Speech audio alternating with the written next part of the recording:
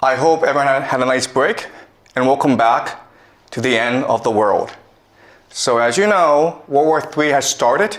The United States and Israel have started to attack Iran. And we are now in the fourth day of this war.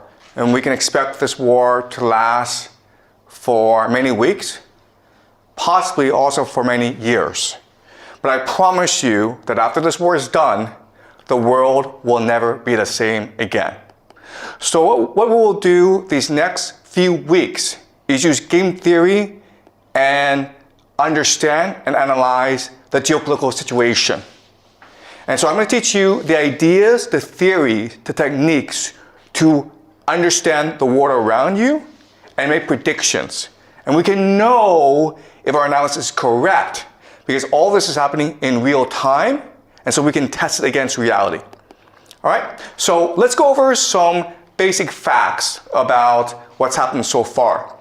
So in the early morning of Saturday in Tehran, the Israelis and Americans launched a decapitation strike against the Ayatollah Khamenei, who is the supreme leader of Iran.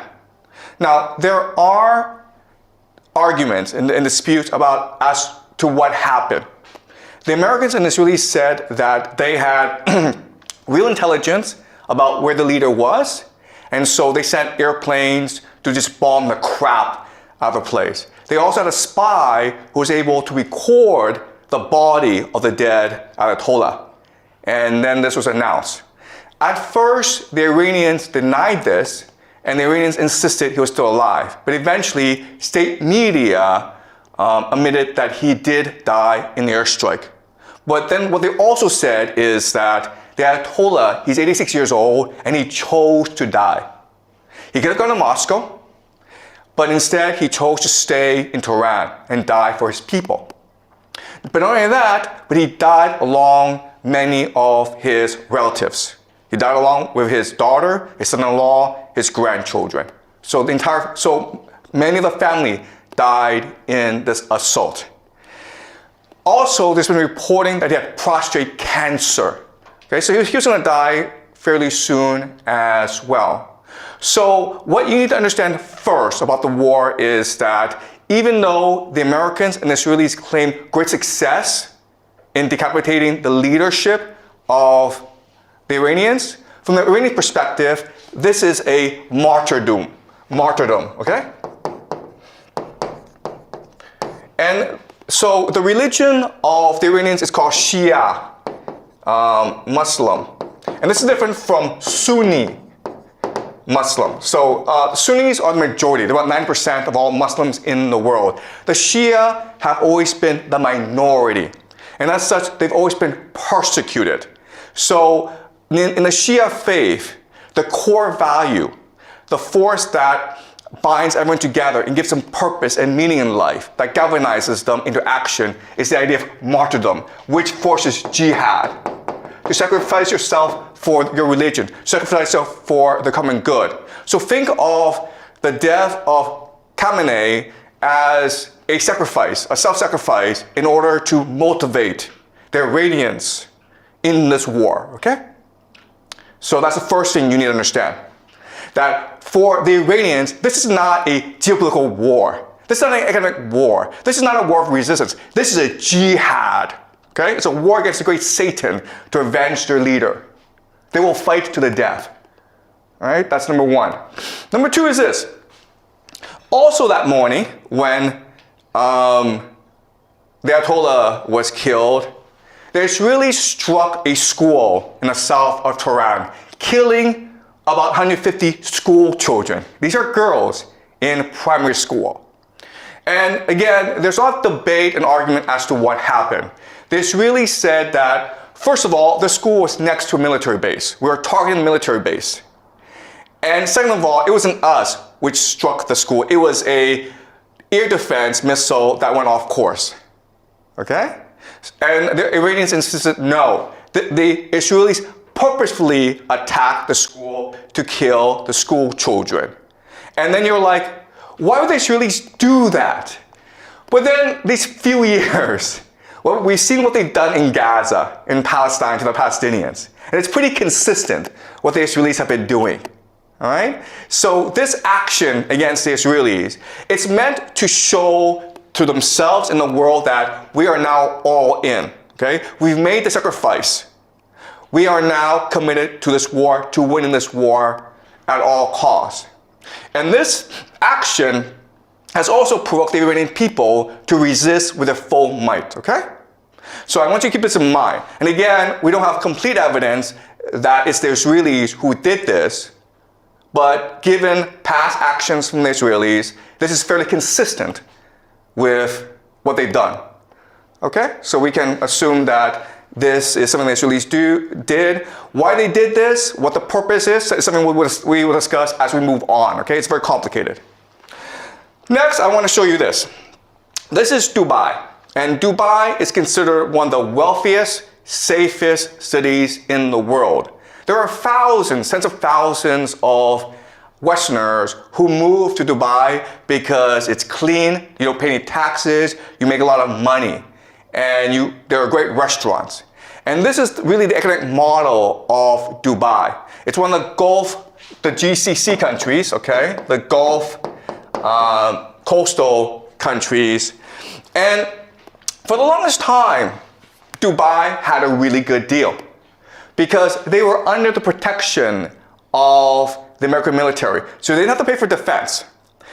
And then they were in the Middle East, which is the oil producing center of the world. And so they focus on aviation, they focus on logistics, they focus on finance, on tourism. They became extremely wealthy, right? I'm not sure if you've taken Emirates, one of the best airlines in the world. So their airport, Dubai Airport, is the busiest in the world. And Dubai, for the longest time, was flourishing under American protection. And Dubai said to the world, listen, we're like Switzerland. We're neutral. We don't want any involvement in any wars. We're here just to take care of our citizens, to make sure everyone has a good time, to make money. And then right after the war started, the Iranians attacked the GCC, okay?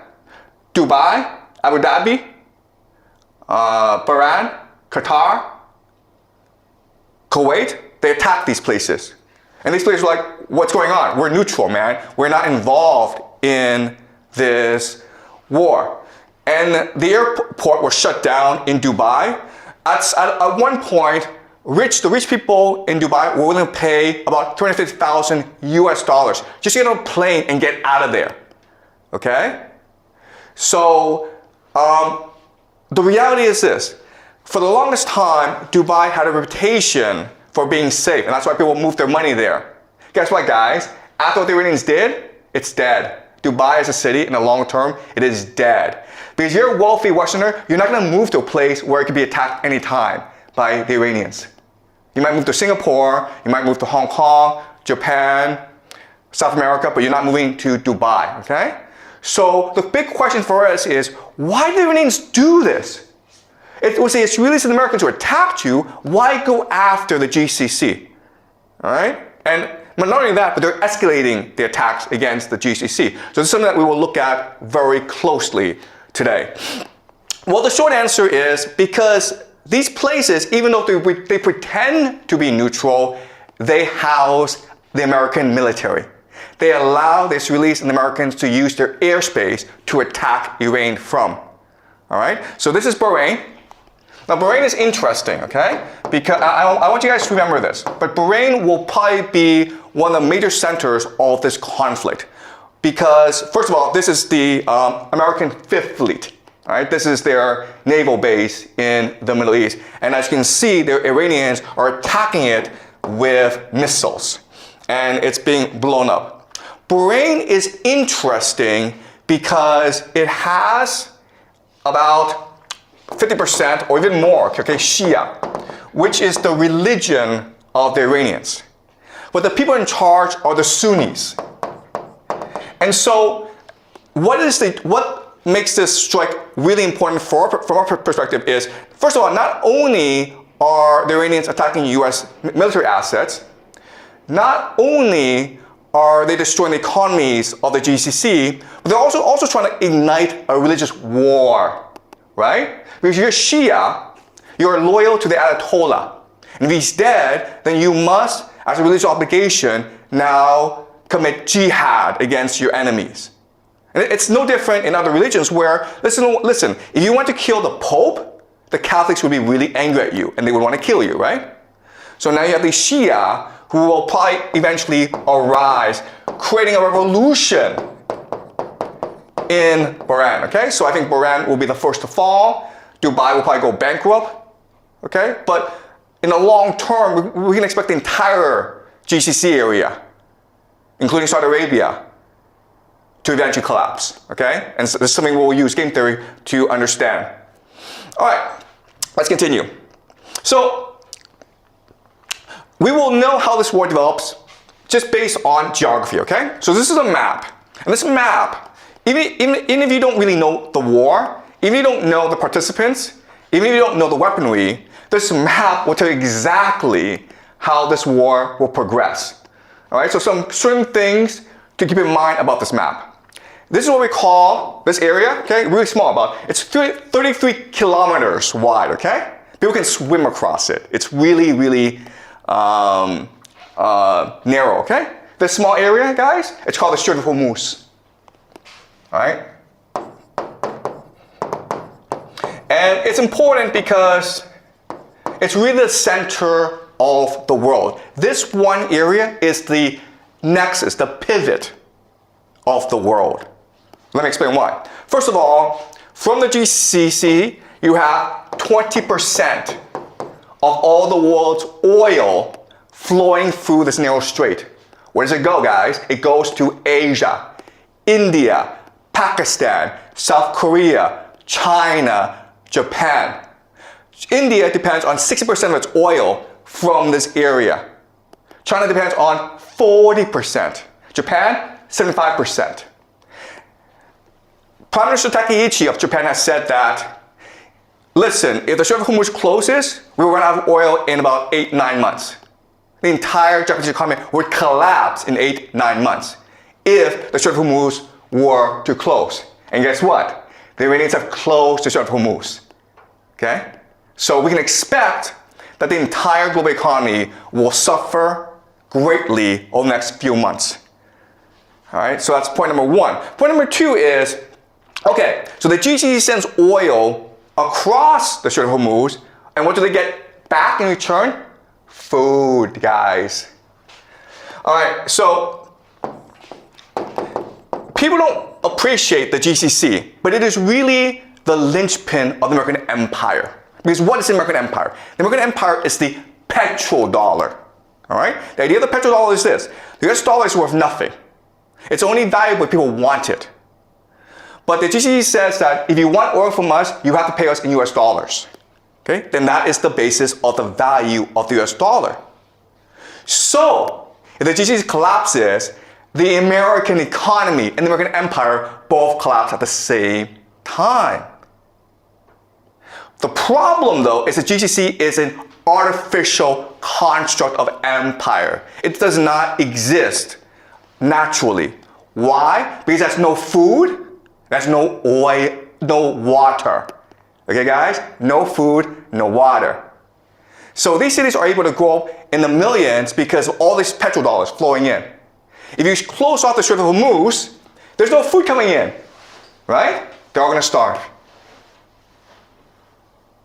How much food does the GCC get from overseas? 80%.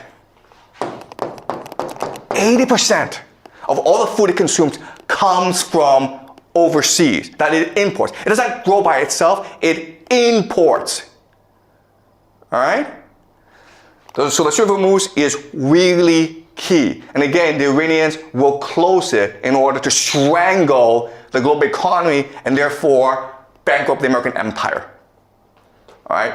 Second thing you will notice is these mountains. These mountains is what we call Iran. All right, this is Iran. This is GCC.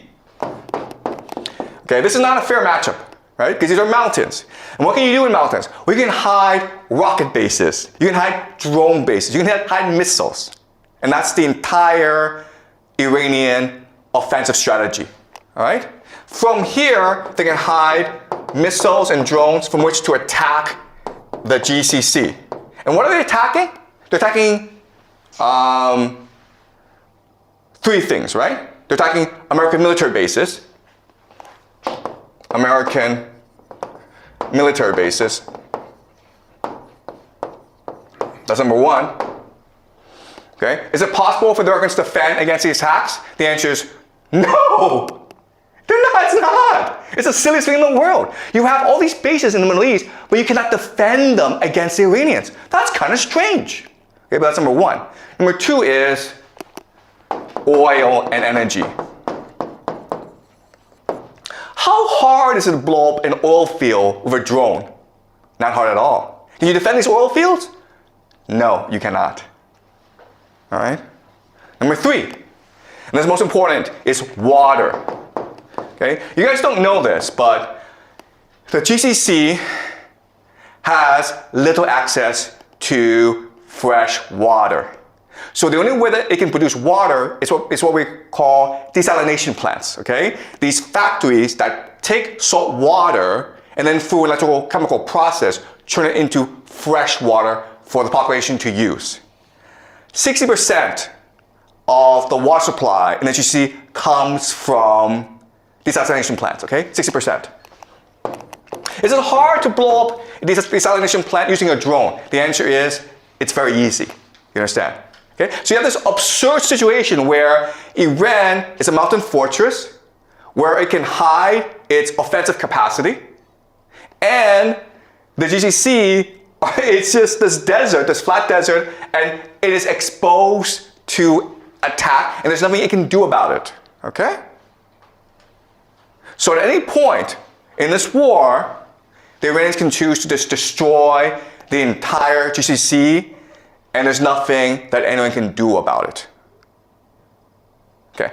But Iran also has a weakness, okay? And this is fundamental. So Iran also has a water problem, okay? So for the longest time, they suffered a drought issue. Okay, just climate change.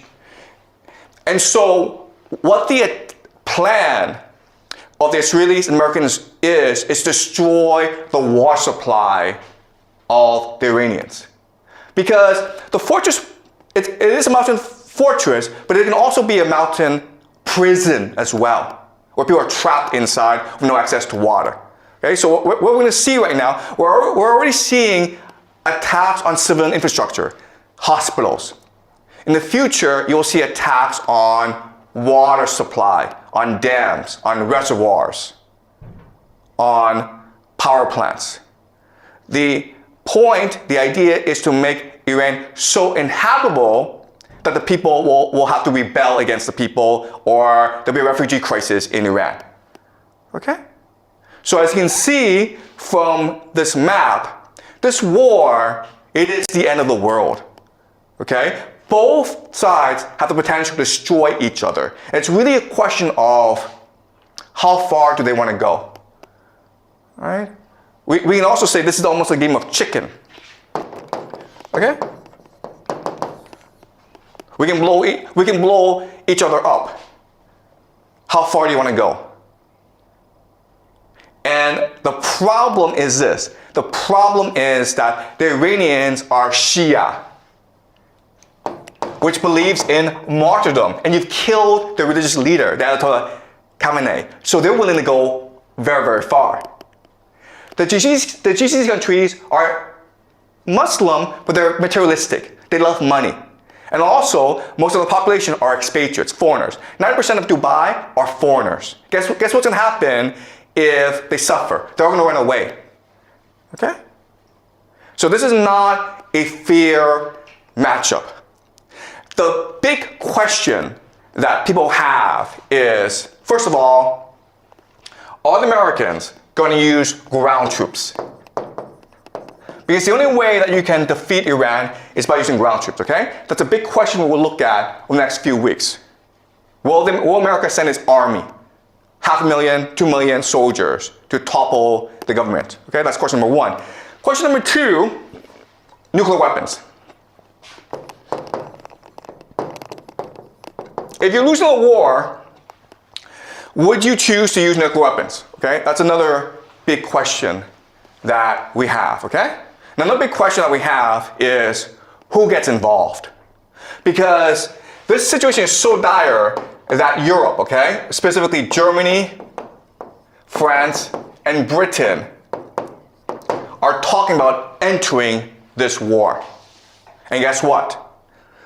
If that happens, it is possible that Russia and China will also enter this war on the side of the Iranians. This is World War III, okay? Because of the importance of the Strait of Hormuz, because of the importance of the Middle East, everyone has to get involved at some point. And we're going to use game theory to really try to understand what's happening on the ground and where this could lead us. Okay? All right. You guys understand? All right. All right. Let's continue. Okay, so again, there are American bases all over the Middle East. And originally, these bases were established to protect them from basically their own people. Okay? These are monarchies that were imposed on these nations by the Anglo-American Empire, the British first, and then the Americans came to support these monarchies. And so they provide defense. But then you're like, wait a minute here. I mean, didn't we just say that these American bases can't actually defend these people, that they're exposed? And the answer is yes, that's true. But remember that the American military was built during the Cold War. Okay? And the Cold War was a war between the Soviet Union and America. And so the Cold War was defined as something called MAD, mutually assured destruction, because both had nuclear weapons, okay? So they didn't really go to war against each other. And so in other words, these bases aren't really meant to defend these nations from other enemies. They're really meant to impose American authority in the Middle East, okay? And it's the idea of this. It's the idea that empire, it is really a image. It is a hallucination. It's just an idea. Empire is it's an aura of invincibility and invisibility, okay? If you fear it, then you obey it. But it's not really designed to fight a war, okay? And so that's why we have this absurd situation. And because there are so many bases in the GCC, that gives the Iranians the perfect pretext to attack them in order to destroy the GCC economy, which will destroy the American empire, right? All right, so this is how the war is shaping out, okay? So the red is the Israelis and the Americans. The yellow are the Iranians. And as you can see, the Iranians are attacking everywhere, primarily Israel, okay? But also, as you can see, a lot of focus on Bahrain and Qatar. And again, the intention is to destabilize the economy and the government. Okay? It's to try to get as much instability as possible. All right? Okay, and as you can see, the Americans and Israelis are focused on Tehran. And so the Americans and the Israelis use something we call shock and awe. And the very idea of shock and awe is you decapitate the enemy. You cut off the head, the body will fall down, okay? The problem, though, is, again, the Iranians see this as a religious war. And so the Iranians have announced total war. Okay? And so what this means is that right now, command and control in Iran is decentralized. There's no one person telling everyone what to do. Every region has its own orders, has its own strategy. And so if you knock out Tehran, everyone else keeps on going. So if you take off the head, it doesn't change anything. Okay? But unfortunately, the Israelis and Americans use this as a military doctrine. Military doctrine just means how you design your military for what purpose. And so even though the Americans seem like an invincible army, they are not equipped to fight a 21st century war against drones, against destabilization, against religious fanatics. Okay, they're just not. All right? But unfortunately, because of military doctrine, they're going to keep on attacking Tehran. Now, the great irony of all this is that the Iranians who would be most supportive of regime change, are actually in the cities because they are educated, they're progressive. The people who are most fundamentally against you, will fight you to the death, are religious fanatics, the Shia militants living in the rural areas. Okay? So this is a really silly thing where you are actually destroying those who will most likely support you, and you're leaving alone those who are most likely to commit jihad against you. All right? Any questions so far, guys? Are you clear? All right. So another idea that I want you guys to understand is the idea of asymmetry. Asymmetry. All right. So what is asymmetry? Asymmetry means that the two sides are choosing to fight different wars using different techniques because one is much stronger than the other, okay? America is a great empire. It has unlimited resources. It has the USD. It controls the world, right? Iran is a country that has been under economic sanctions for the past 45 years. It's poor. Its technology is very limited, okay? But as we learn in this class, actually, those nations that are poor actually have more energy. They're more open, and they're more cohesive. All right, so let me give an example. This is what we call the Shahad drones. Shahad drones. Each of these drones costs $50,000 at most, okay? At most. It can go as cheap as $35,000 US. But one of them is $50,000. As you can see, you can fit a lot of these drones to a truck that can go anywhere in Iran, and they can hide anywhere. All right? So the thing to understand is, first of all, these drones are cheap. They're easy to make. They make about 500 a day. Okay? And estimates are about there's 80,000 right now that the Iranians have. So they can go on for a long, long time. Okay? And one of these drones, again, can knock out a desalination plant. It can knock out an oil field. It can knock out a hotel. It can do a lot of damage. Okay? And it's easily transportable. You can hide it anywhere. You can use it from anywhere, okay? And that's what the Iranians are using as an offensive weapon. And how do the Americans defend against this? They use something called a THAAD, right? Right, guys? This is what they use. THAAD. THAAD stands for Thermal High Altitude Air Defense. And they also have like Patriot systems. There's a lot, okay? The thing that you need to know about the system is it's really expensive. This missile, guys, costs $1 million.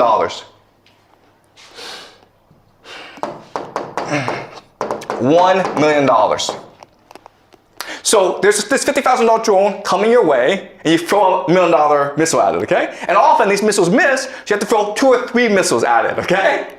So you're spending $2 to $3 million on each $50,000 that the Iranians spend. That's kind of silly. Second thing you'll notice is that this thing is really big and really slow. And therefore, you can't really move it around. Therefore, it's pretty easy for the Iranians to spot where this is and attack it. And then when these things blow up, that's a lot of money, guys. Okay? Then you're like, what? But this makes no sense. You know the Iranians have drones. They've had drones for like 10 years. You've also seen drones used in the Russia-Ukraine war to devastating effect. Why don't the Americans know this? Why did they prepare? Okay, and again, it has to do with military doctrine. Because military doctrine determines how you fight a war, it determines on your bureaucracy, and it determines how you spend your resources, okay? And unfortunately, the Americans are used to fighting something called the Cold War. right? In the Cold War, because you can actually fight the war, you can actually use kill each other because then people use nuclear weapons. The Cold War was about flexing. Flexing, okay? You see how big and powerful I am? Me! Okay? That's all it was. These weapon systems are designed to scare the crap out of you. They are designed to impress you. And as a result, they cost a lot of money, and they really don't do anything, all right? So that's the entire American military. It costs a lot, and it doesn't really do anything. And it's not resilient. It's not innovative. It's not open. All right? Also, the other thing I have to say this, okay, is if you look at the American military, it's corrupt. So this is really about corruption. So the Americans don't really care about winning a war. What they care about is spending as much money as possible because then they get a cut. It doesn't make sense. All right? And that's why the Americans are in a situation as they are. All right, let's continue. All right. So something that people don't really talk about, but you need to understand, it's the water issue in the GCC, in the Middle East, in Iran. All right. So this is a map of the world, and if you are light blue, Brazil, Canada, you have nothing to worry about because you have a lot of water, a lot of fresh water, very little population. All right. So 100%. Just means 100% water stress just means that you drink as much water as the environment produces. Okay? So you want to be below 100% to be sustainable. Ideally, you want to be at 10%. Okay? If it goes above 100%, it means that you are drinking more water, using more water than the environment actually produces. Okay? So you're putting stress on the environment. So 20% is really bad, right? Because you're using twice as much water as the environment produces. Guess what, guys? Look at the Middle East, okay? Egypt. 6,420%. Saudi Arabia, 883%. All right? Bahrain, almost 4,000%. Dubai, 17,000%. All right? So water is a huge issue. Again, it doesn't matter if Iran kills American soldiers, destroys American military. It doesn't have to do that. All it has to do is destroy the desalination plants, and then the GCC is destroyed, okay? But it's also true that Iran has water issues. 72% is pretty bad, okay? So even though the Iranians could destroy the GCC much faster than the Americans could destroy Iran, Iran is still in trouble, okay? So let me give you an example of this. This is like, so this is another map that shows you the issue of water scarcity, okay? And it's just basically the Middle East, okay? Their biggest issue in the future is water, okay? And that's where the geopolitical tensions will arise in the future over water. India is also affected as well, okay? All right. All right. So let's look at the map, guys. This is called Lake Urmia in northern Iran. It's the 6th largest saltwater lake in the world, or it used to be.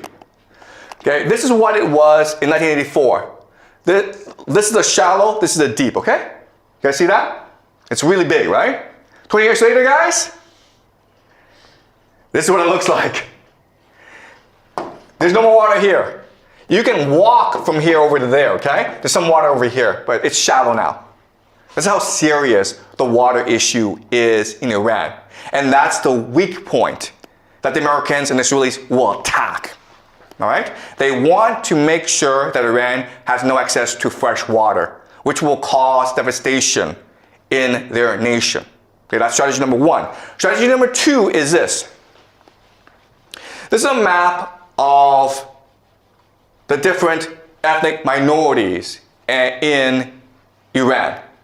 As you can see, it's a very diverse place. In the center are the Persians, but you also have 10 other groups as well. And in the borderlands, it's basically a different country, right? Like, these are basically different countries. And so these places have more common areas with their neighbors than they do with Iran. Okay, so the second weakness of Iran. The first is the water. The second is the ethnic makeup of the country. So the strategy of the Americans and the Israelis moving forward is to destroy Iran as a coherent nation state, divided into ethnic enclaves, and have them fight over water. That is the grand plan of the Israelis and the Americans, okay? All right, this is the vision where Persia is limited, and then all these other places are sponsored by the Americans and the Israelis. They're given money, they're given weapons, they're given political support, and then this war will wage over water forever, okay? And this is how you destroy Iran and make sure Iran is no longer a viable threat to you. That is the plan of the Americans, okay? As you can see, it's a pretty evil plan, and that's why they have not announced it, right? Because if you announce it, you're like, why are you doing this? What did the Persians, what did the Iranians ever do to you to warrant you coming and destroying their civilization? And the answer is nothing, right? So the Americans and Israelis will never admit they're doing this, but if you look at the map of water supply, of ethnic tensions, this is the optimal game theory strategy for them to use against Iran. Okay, does that make sense? This is a long-term plan that they have in place. And it's all moving towards this plan. But now the question then is, how can the Iranians respond to this? And the answer is this. This is a map of the Muslim world, okay? So the light green are the Sunni people, okay? That's 90% of the entire Muslim population, about 2 billion people, okay? Then you have in dark green the Shia. So as you can see, the main place of the Shia is Iran, okay? Iran is one of the few Shia nations in the world. But you can also see from this map that Shia are spread throughout the world, okay? And so the first thing that the Iranians want to do is create a jihad to unite all the Shia against the American empire. All right, so what they want to do is create an uprising. And it's already happening, guys. The Shia in Pakistan stormed the American embassy in Pakistan, and the Americans killed a lot of people, okay? The Shia have attacked the American embassy in Iraq. The American embassy are being attacked in a lot of places, right? So the first strategy is to create an international global jihad of the Shia against the American empire. And it's already happening. It will continue for a long time because the Americans have killed the Khamenei, okay? And that requires vengeance. The other thing, though, is that it can unify the Muslim world, okay? If you look at this map, most of the Muslim world is actually run by dictatorships that are not popular at all, okay? And they're allowed to exist because of the American empire, right? You go to Saudi Arabia, Egypt, Algeria, these places, they're all run by clients of the American empire, right? So if you rally the people who hate their governments and you overthrow them, then that makes Iran the leader of the Islamic world. Not just the Shia world, but the Islamic world. And this creates something called Pax Islamica. That is the end goal, guys. Okay? If you do that, then you don't have to worry about the Americans and the Israelis anymore. Right? So the Israeli game plan, the American game plan, is to fracture Iran into ethnic enclaves, and they'll fight over water for the rest of their lives, and they'll all die. The Iranian game plan is to create a religious war, a crusade, that unifies the Shia people, that overthrows the American empire and establishes something called the Pax Islamica. All right? All right. So, again, the key is the GCC. All right? So the game plan is this. You have to destroy the GCC. Why? Because the GCC is the linchpin of the American empire. So what the GCC does is this. It sells oil, and then for US dollars. Where does it put US dollars? It puts US dollars into the American stock market. All right, so this is investments of the UAE, okay, Saudi Arabia, and Kuwait into the US financial markets. As you can see, from 2012 up to today, it's been exploding. All right, because the US financial markets is one of the safest places where you can put your money. The intention is this. The intention is, hey, if I cut off oil, and these countries no longer have access to US dollars, they're forced to spend whatever resources they have on protecting themselves, okay? And then guess what happens? The stock market collapses. The stock market collapses. The stock market is the real growth engine of the US economy. The entire US economy collapses with it. All right? There are about maybe 7 companies in America that accounts for about a quarter of stock market growth, okay? These 7 companies, of course, are AI companies. NVIDIA, Microsoft, Google, Apple, okay? These are the companies, and then these companies are heavily invested in by the GCC nations. So if these nations are no longer able to invest in the stock market, these companies will collapse in value. And with that, that would lead to economic depression in America. Okay, does that make sense? All right, so that is the situation for today. Today was just an overview, guys, okay? I know we covered a lot. I know there's a lot to take in, but over the next few weeks, we will explore each issue in depth and really understand what's really going on, okay? All right, so any questions, guys? Any questions about what we've just learned? Okay. If other countries such as Italy, France, China, or Russia, they have also joined this war, like what's the cause of they joined the war? Because of oil or those resources? Okay. That's a great question, okay? So I don't want to spend too much time on this question because we will explore this question as we move along, okay? So the question is, what brings the world into this conflict? And the easy answer is just oil access, energy access, okay? They need to protect their energy supplies. Because remember, it's a very complicated situation because Europe is now fighting Russia. So Europe is not buying any oil resources, energy resources from Russia. Therefore, it depends a lot on the GCC. So the GCC is not providing them energy, then Europe will go bankrupt. Okay, so Europe needs to enter this war on behalf of the Americans. Okay, and then you have Russia, which cannot allow Iran to fall because if Iran falls, then they'll come after Russia next. All right, China is actually neutral. China's okay with either scenario. But that's just the way that the Chinese system is set up, okay? So we're gonna explore this question as we move along. But it's a very complicated issue, all right?